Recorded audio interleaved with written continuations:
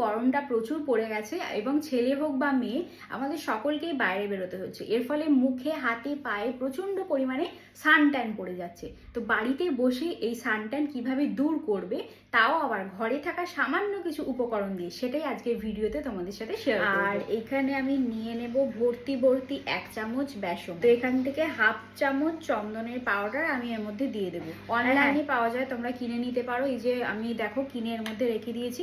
এখান থেকে অল্প একটুখানি এইটুকু মতো কস্তুরি হলুদ আমি নিয়ে নেব। অর্গানিক একটা মধু নিয়ে চলে এসেছি।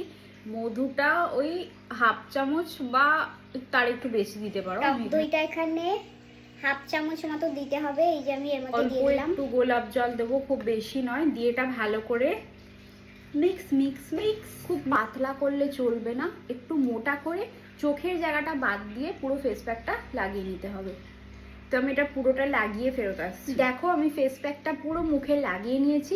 এবার 20 মিনিট অপেক্ষা করতে হবে, এটা ভালো করে শুকনো হয়ে যাক, তারপর ফেরত আসছি। মুখে যে সানট্যানটা ছিল সেটাও একদম চলে গেছে, মুখটা বেশি ফর্সা লাগছে হাতের তুলনায়। আর এই প্যাকটা তোমরা মুখের সাথে সাথে পুরো বডিতে ব্যবহার করতে পারবে। এর থেকে ভালো প্যাক আর কিছুই নেই।